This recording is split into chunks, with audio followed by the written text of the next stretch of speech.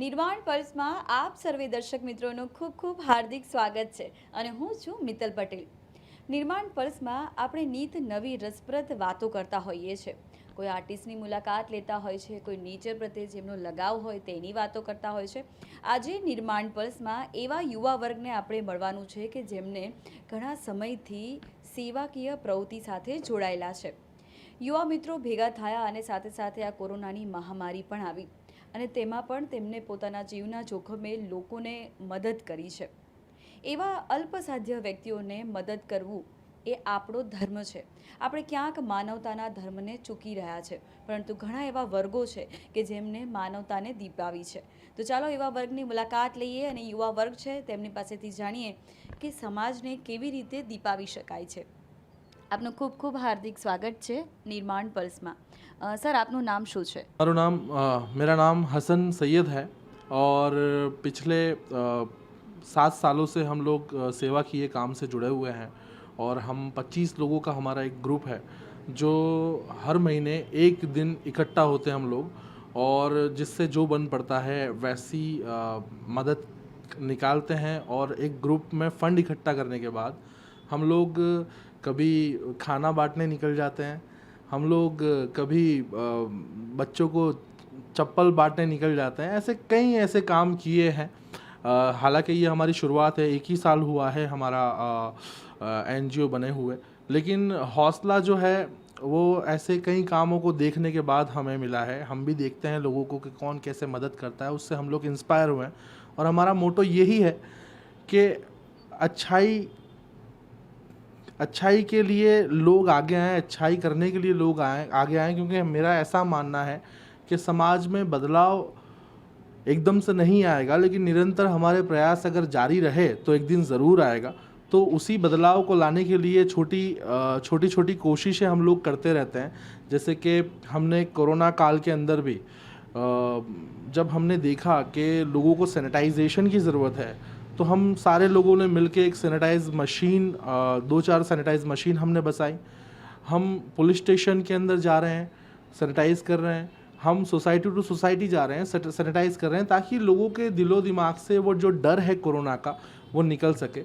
हालांकि कोरोना है, ऐसा नहीं है कि कोरोना नहीं है, लेकिन हमको भी स्टार्टिंग बेस पे हमें भी बड़ा डर लगा। बड़ा हमें अंदर से ऐसा होता था कि यार अब तो बस करें।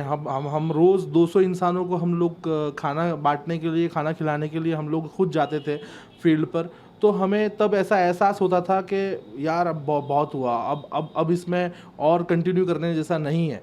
उसके बावजूद भी फिर धीमे धीमे रहकर अपनी सेफ्टी को ध्यान में रख के भी हमने वो चीज़ को करना छोड़ा नहीं। निरंतर अभी भी हमारे प्रयास जारी हैं। अभी भी हमें कोई अगर ऐसा फ़ोन आता है कि भाई फ़लाँ जगह पर पॉजिटिव केस आया है, तो हमारे जो ग्रुप हैं उसमें से 2-4 लोग मिलकर वहाँ पर पूरी सेफ्टी के साथ जाते हैं और फ्री ऑफ कॉस्ट वहाँ पर सैनिटाइजेशन का काम हम लोग आज भी हमारा वो जारी है। हमने मस्जिदों के अंदर सैनिटाइजेशन फ्री ऑफ कॉस्ट किए और अभी भी चालू है। मंदिरों में करी, चर्च में करी।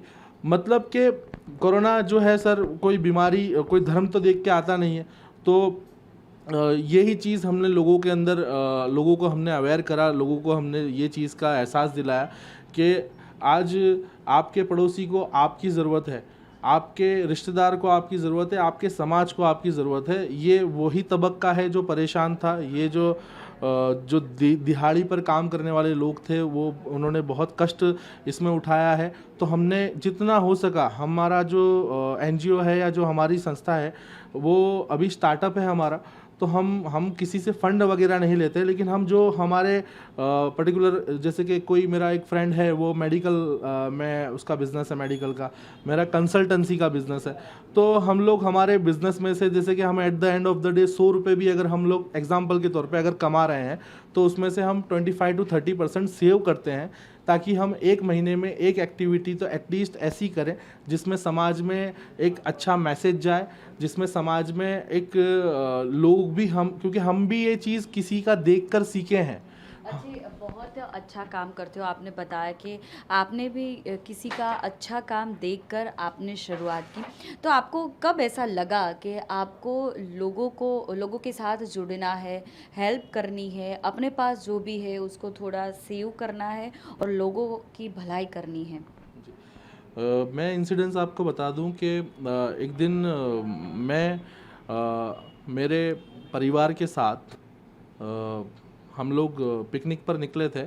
देन मैंने एक परिवार को देखा जो कि रोड किनारे बैठा हुआ था। हालांकि उनकी परिस्थिति ऐसी थी कि वो लोग चाहते तो भीख मांग सकते थे, लेकिन वो परिवार सर भीख मांगने की जगह पर कुछ ना कुछ टॉयज़ या कुछ ऐसा था वो बेच के उनका गुजारा कर रहे थे।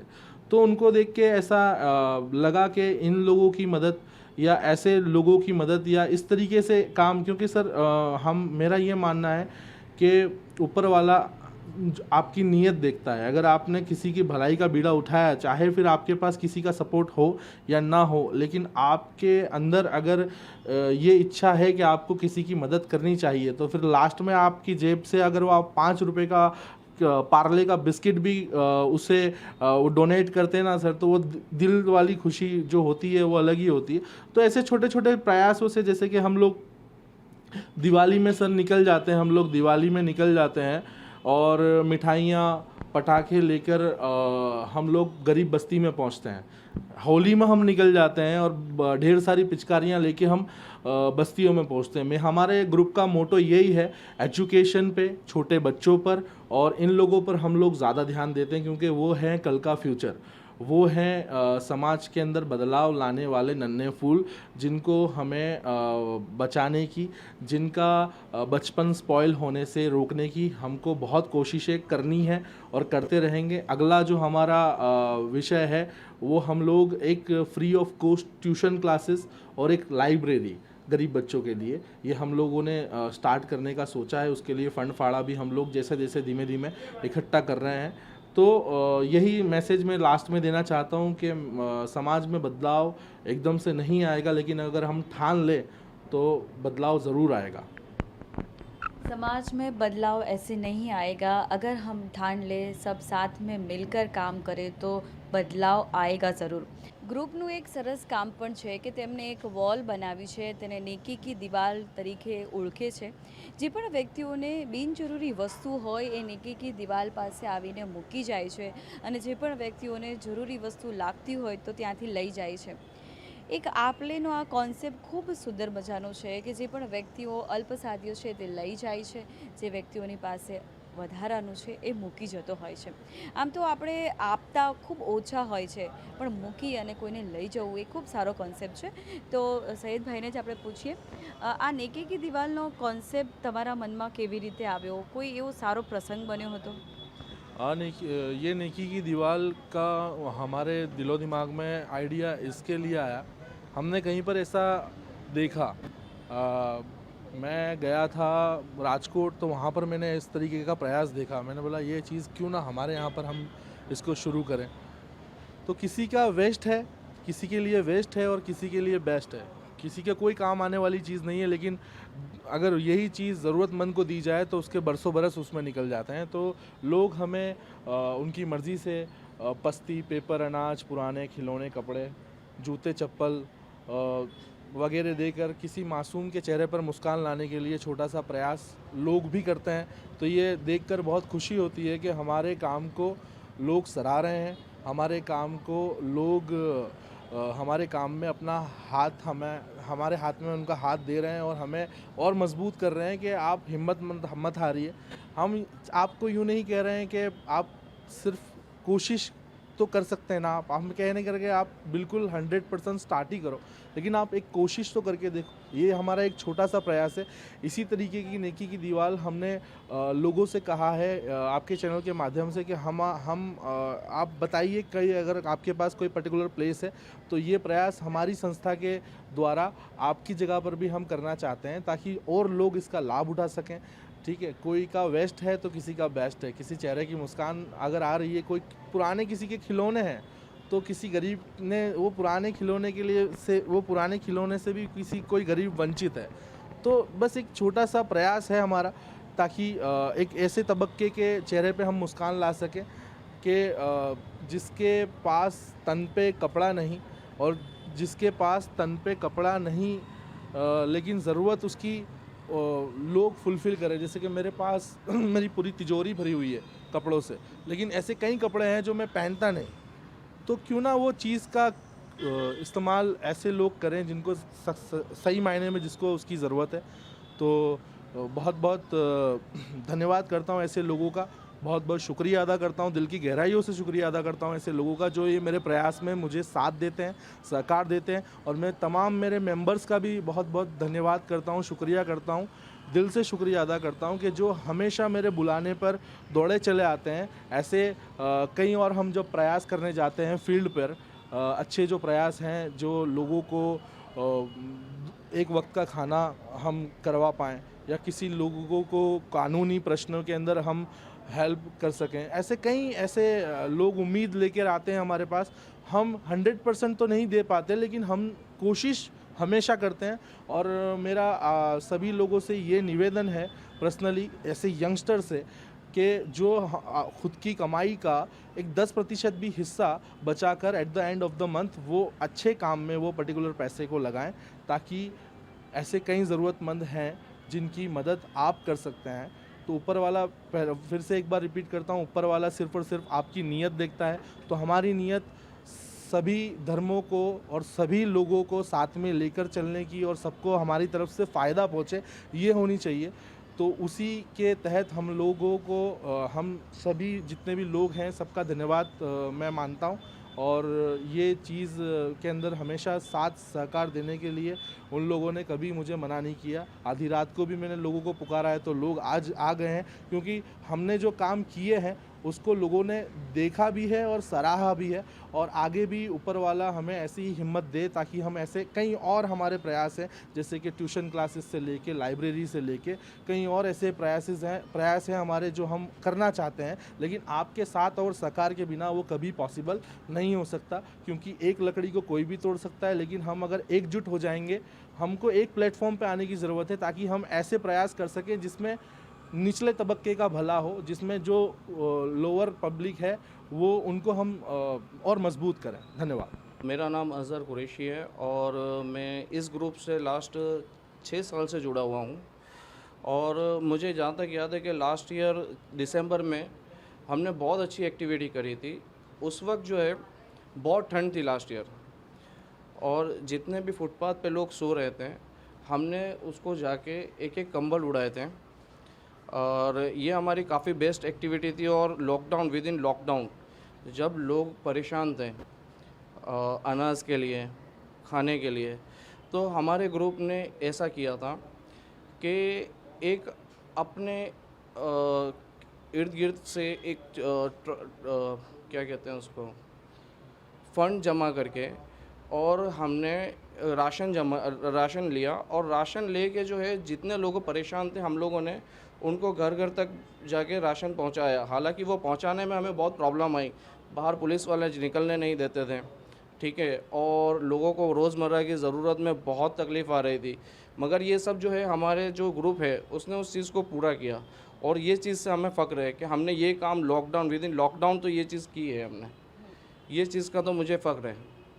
लॉकडाउनનો જે સમય હતો, लॉकडाउन का जो टाइम था बहुत ही डिफ़िकल्ट टाइम था। आपने लोगों को हेल्प करने की कोशिश की, राशन पहुंचाने की कोशिश की, जो जीवन ज़रूरी जो चीज़ें होती है, तो आप कैसे उसको पहुंचाते थे? जैसे कि हम किट बनाते थे राशन लेके, ठीक है। अब उस टाइम पे व्हीकल अलाउड नहीं थे लॉकडाउन में, तो हम क्या करते थे कि पैडल में डाल के, साइकिल पे रख के, हम फिज़िकल थक के मगर लोगों तक मदद पहुंचाते थे। ऐसे बहुत सारे एरिया हैं जहां तक मदद नहीं पहुंची थी लॉकडाउन में, मगर हम वहां पे पहुंचने की पूरी कोशिश कर रहे थे। तो कैसे ग्रुप कैसे काम करता था? आप अलग अलग एरियाज़ में जाते थे तो ग्रुप कैसे काम करता था? जैसे हम डिवाइड हो जाते थे, 4-4 का ग्रुप करना लेते थे। हमारा पूरा टोटल ग्रुप तकरीबन 25 से 27 आदमी का है, तो हम डिवाइड हो जाते थे। 4-4 आदमी का ग्रुप होता था। पेडल पे हम राशन डाल लेते थे, और हम लोगों को लोकेशन दे दी जाती थी कि सर आप जो है यहाँ पे जाइए और यहाँ पे जो है इतने में माल डिस्ट्रीब्यूट कर दीजिए, तो हम वहाँ पे जाके जो है अपना राशन पहुँचा देते थे। कितने एज के लोग आपके ग्रुप में जुड़े हुए हैं? May be not be sure, but 18 से लेके 35 से 38 साल तक के लोग हमारे ग्रुप में ज्वाइंट हैं। तो आप हेल्प करते थे, तो आपको कोरोना का डर, जो वायरस का डर आपको कितना लगता था, और कहीं कहीं इफ़ेक्ट हुई या नहीं हुई? अब बताएं मैडम, ऐसा है कि कोरोना का डर तो किसको नहीं है, किसकी फैमिली नहीं है, मगर देखने जाओ तो इम्यूनिटी जो है वो सबसे बड़ी, मतलब ह्यूमंस जो है वो सबसे बड़ी हमारी फैमिली हाल फिलहाल देखने जाओ तो, ठीक है। मगर मेरे को मेरे घर के अलावा जो है बाहर का भी सोचना था। उस टाइम पे तो मैंने यही सोचा, और कोरोना का डर तो उस टाइम भी था और आज भी था, फिर भी हम सोशल डिस्टेंसिंग रखते हुए हमने ये काम पूरा किया था। आपने बताया कि कोरोना का डर उस टाइम भी था, आज भी है। तो आप अब तो कोरोना थोड़ा बढ़ गया है, एक वायरस बन गया है, लोग मर रहे, ज़्यादा मर रहे, तो आपका ग्रुप अब कैसे काम करता है? अब जो है कोरोना जैसे लॉकडाउन अनलॉकडाउन की प्रक्रिया जैसे शुरू हो चुकी है, ठीक है। धीमे धीमे सारी एरिया अनलॉक होते जा रहे हैं, है ना। तो हम क्या करते हैं कि पर्टिकुलर एक एरिया में नहीं, हम वापस से डिवाइड होके और अपने अपने तरीके से जैसे सैनिटाइज़ करना, ठीक है, मास्क डिस्ट्रीब्यूट करना, लोगों को जागरूक करना कि सर देखिए कोरोना ख़त्म नहीं हुआ है, सिर्फ अनलॉक की प्रक्रिया हुई है, ठीक है। लोग कोरोना तो वहीं अभी भी खड़ा ही है, ठीक है। हाँ, बस लोगों को सिर्फ समझाते हैं कि भाई देखो सोशल डिस्टेंसिंग कायम रखो, ठीक है, मास्क पहनते रहो, और हमसे जितना भी होता है हम उतना जो है उन लोगों का हेल्प करते रहते हैं। આવી જ રીતે ગ્રુપમાં ઘણા બધા મિત્રો જોડાયેલા છે, એકબીજાને મદદરૂપ થઈ રહ્યા છે. સાથે સાથે આ જે કોરોનાની મહામારી હતી તેમાં લોકો સુધી અનાજની કીટો પહોંચાડવાનો તેમનો ખૂબ પ્રયત્ન હતો, અને ઘણા બધા લોકો જે છે, અલ્પસાધ્ય વ્યક્તિઓ છે, તેમના સુધી તેમને પહોંચવાનો પૂરો પ્રયત્ન કર્યો છે. યુવા વર્ગ ઘણા બધા જોડાયેલા છે, અને ધીરે ધીરે એક મોટું ગ્રુપ પણ બનેલું છે કે જે એકબીજાને મદદરૂપ થઈ રહ્યા છે.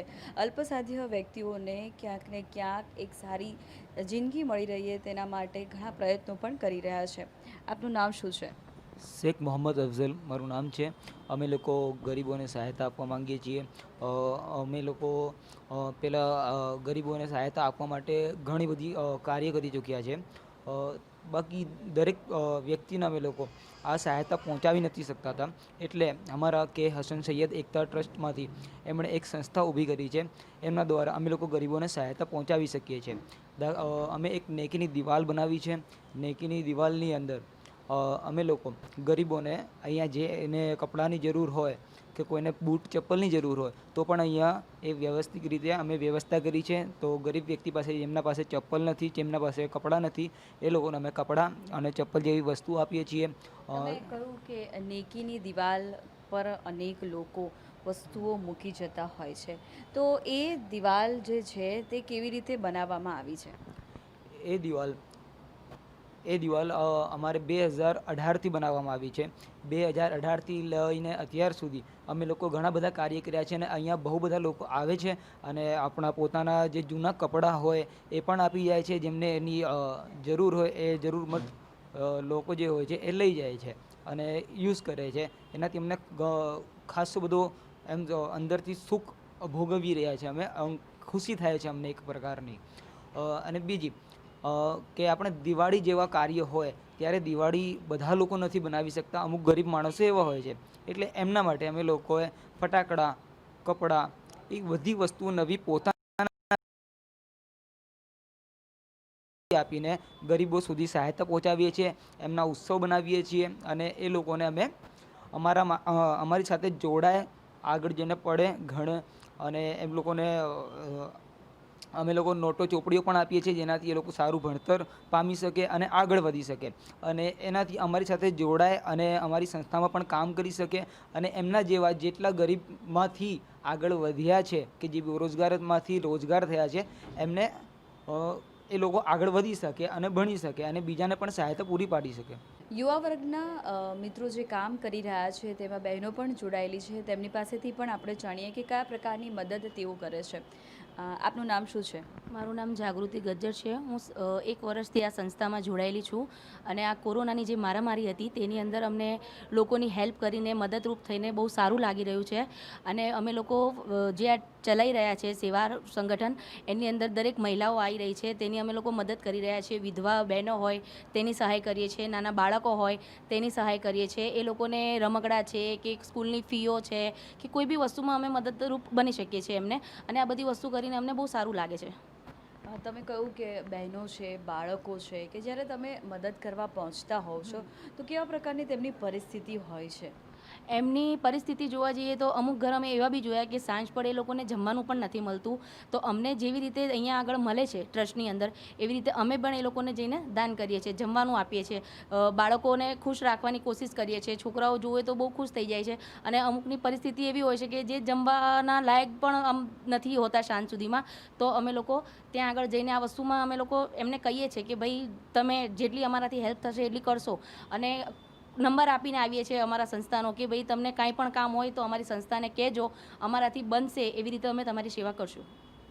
આવી પરિસ્થિતિ છે, તમે કહ્યું કે કોરોનાની મહામારી છે, ત્યારે લોકો એકબીજા સાથે સોશિયલ ડિસ્ટન્સની પણ આપણે વાત કરીએ, પણ એકબીજા સાથે બોલવાનું પણ મુનાસિફ નહોતા માનતા. એકબીજાને મદદ કરવાની જે વાત છે, તમારું જે યુવા ગ્રુપ છે એકબીજાને મદદ કરે છે, તો આ સમય દરમિયાન કયા પ્રકારની તમે મદદ કરી અને કેવું લાગ્યું તમને કે આ સમય દરમિયાન તમે કોઈને હેલ્પ કરી? આ સમય દરમિયાન અમે મારા જે ઓફિસના દરેક માણસો છે, જે ટ્રસ્ટના સેનિટાઈઝરના મશીન વસાવ્યા છે, દરેક જગ્યાએ સેનિટાઈઝર ફ્રી કરેલું છે.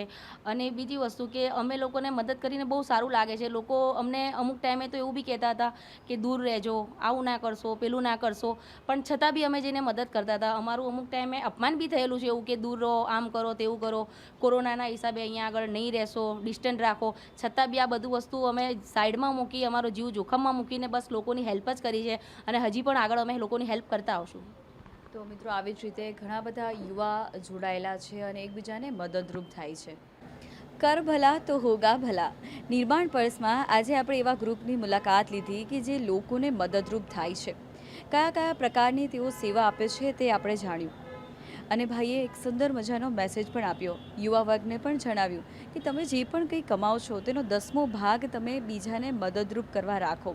ઈશ્વર તમારા પર હંમેશા કૃપા વરસાવતો રહેશે.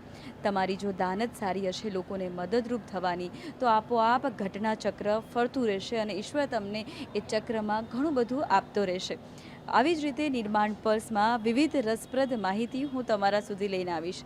તમારી દોસ્ત મિત્રને રજા આપો. કર ભલા તો હોગા ભલા.